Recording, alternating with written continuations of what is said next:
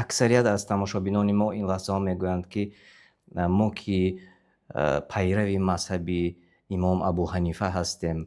یعنی آیا در مذهب امام ابو حنیفه نیست یگان قول یا یگان دلیل ها برای منع همین عیدهایی که جشن میگیرن هست یا نه؟ بله، مذهب امام ابو حنیفه رحمت الله علیه و علمای مذهب نسبت عیدهای مشرکین بسیار سختگیر هستند نسبتاً به مذهب‌های دیگر. واقعاً اون سخن‌ها رو بعضی آدم‌ها شنیدنش برداشت نمی‌کنند. بسیار سخنی سخت نسبت حتی اون آدمی که باید نان نخورد همون روز یا تخمش نخورد یا اگر رفت و خورد از دین میبرد، از این قبیل سخن‌ها هست. یعنی بسیار سخت. یگان دلیل هم آورده میتونید از کتاب‌های پیامبر صلی الله علیه و سلم خیلی که در سنن ابو داود است، من تشبه بقوم فهو منهم، کسی که خود را به یک قوم مانند کند به اون کاری که در آن این خاص دینشان باشد. خیلی مثلا یک کافر هم در اینترنت برآمد دارد، ما برآمد شدیم، ما به آنها مانند شدیم. نه، یعنی من تشبه بقوم فهو منهم، کسی که به یک قوم خودش مانند کند او از آنها هست. یعنی اگر مخصوص دینیشان باشد، خاص مسئله دینی باشد. و ما در یک شبانه روز اگر مثلا فرض و سنت حساب کنیم 32 رکعت نماز میخونیم. اگر کسی تهجد میخوند 40 زاید میشد. هر رکعت سوره فاتحه میخونیم و در سوره فاتحه از الله تعالی دعا میکنیم که اهدینا الصراط المستقیم، ما رو به راه راست هدایت کن، صراط الذین انعمت علیهم، راه آنهایی که به آنها انعام کردی، مانند پیغمبرها، شهدا، صالحین، صدیقین، غیر المغضوب علیهم ولا الضالین، ما رو هدایت نکن برای آنهایی که غضب کردی و گمراه کردی.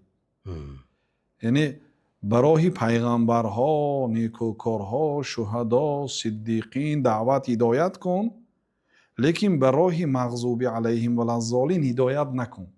اینا کی هستند مغضوب علیهم ولا الضالین؟ امام مفسرها ابن جریر طبری از عدی ابن حاتم طای، صحابه بود، پسر حاتم طای، از پیامبر صلی الله علیه و آله روایت میکنه که پیامبر علیه السلام همه آیات تفسیر کردن.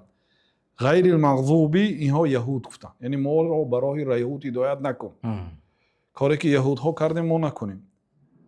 ولا الضالین، یعنی ما رو برای نصرانی ها، ضالین گمراه ها هدایت نکن، یعنی از راه یهود و نصرانی ما رو در پناهت نگاه دار.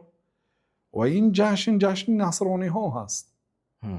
یعنی پیامبر صلی الله علیه و آله ما در یک شبانه روز ما شاید 30 مراتبه شاید 40 مراتبه از الله تعالی دعا میکنیم که ما رو از راه نصرانی و یهودیان نگاه دار گفته در دعاهای خود.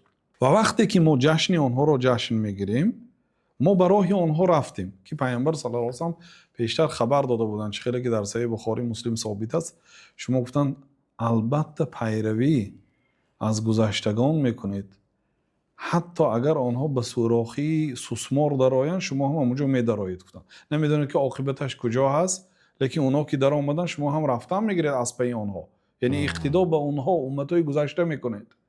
بعد صحابه پرسیدن که الیهود و النصارى، مراد شما از گذشتگان یهود و نصارا هست یا رسول الله؟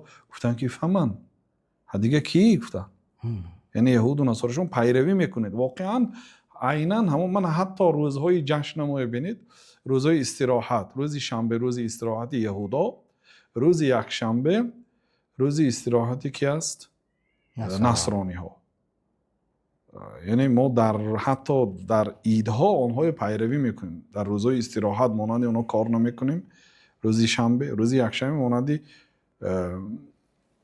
نصرانی ها. یعنی شما گفتنی هستید که آنهایی که جشن میگیرند به همون حدیثی که شما از این پیشتر آوردید داخل میشوند. یعنی هر کسی که جشن گیرد آنها مانند یهود و نصارا شدند. همین خیلی من درست فهمیدم؟ حدیث هم هست که پیامبر صلی الله علیه و سلم گفتن که خالف الیهود و النصارا، به یهود و نصارا مخالفت کنید. گفتن این در صحیح ابن حبان است، حدیثی صحیح است.